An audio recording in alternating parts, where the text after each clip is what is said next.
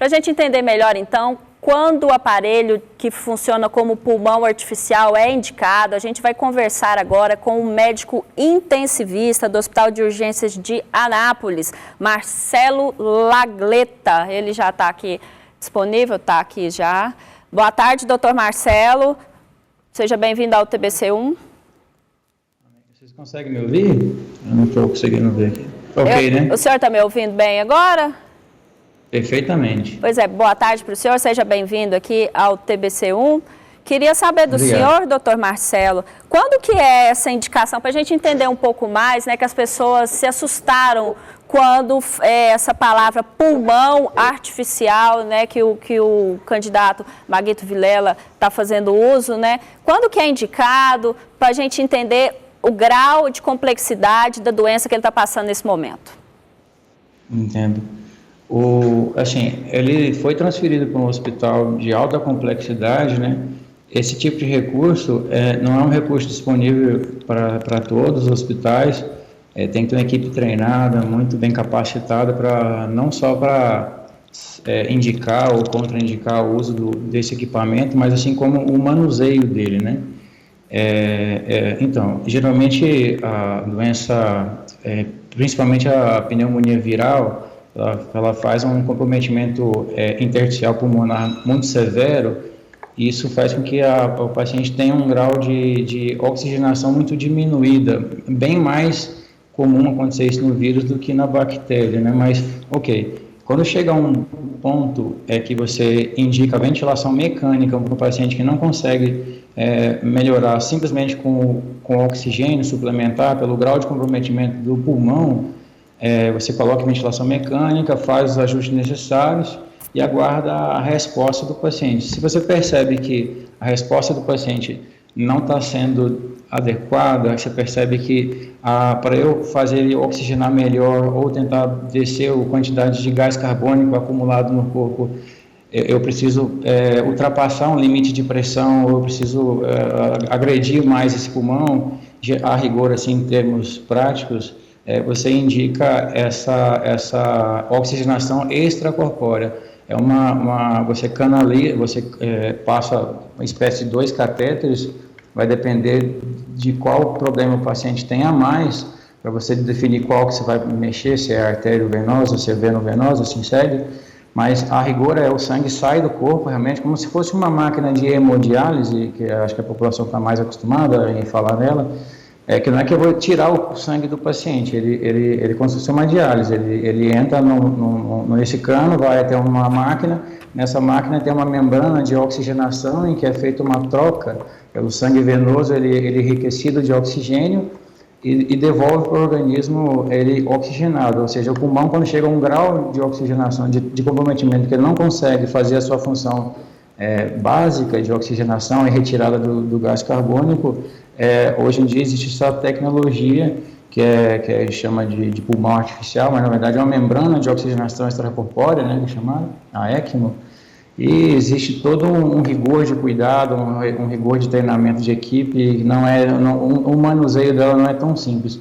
Quando indicado isso, é um grau de comprometimento pulmonar muito severo realmente, e que é uma ponte, ela não é que a pessoa fica isso para sempre, ela é usada por um período, e nesse período o pulmão deve voltar a funcionar. Doutor, né? Assim, era isso que eu queria perguntar, por quanto tempo, né, o nosso corpo humano aguenta ficar com esse pulmão extra, né? Porque, pelo que eu entendi, o pulmão do ex-governador Maguito Vilela, então, ele está tipo em stand-by, ele não está funcionando e está sendo usado esse pulmão artificial, então, para que ele tenha o suporte respiratório correto, para que a recuperação dele prossiga, mas tem um limite, então, para ele usar essa máquina. Não é bem um limite de tempo. O pulmão ele está sendo usado. O pulmão verdadeiro dele ele está sendo usado.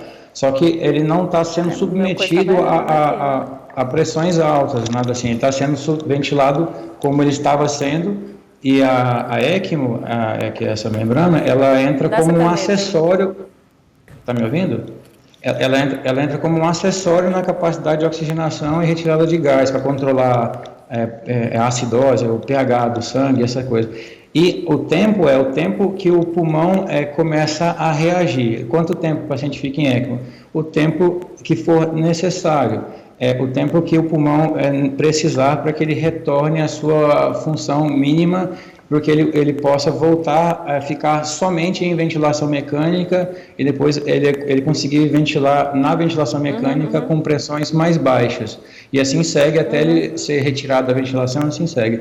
Então, o tempo vai depender das complicações que, se forem aparecerem, a gente torce para que não aconteçam, né, que tudo corra bem com o nosso querido político, Marito.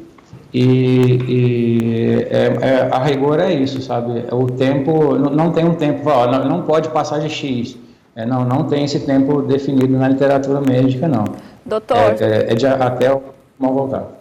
Doutor, para a gente encerrar, então, só para a gente deixar claro, então, o que há de mais moderno, né? O ex-governador Maguito Vilela está sendo tratado, então, com uma tecnologia que é o que há de mais moderno para preservar a saúde dele. Aqui em Goiás, ele não teria esse suporte?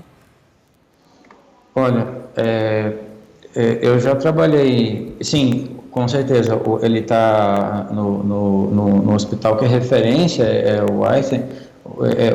As melhores, os autores de livros, os chefes de serviços, os principais autores de artigo científico publicado.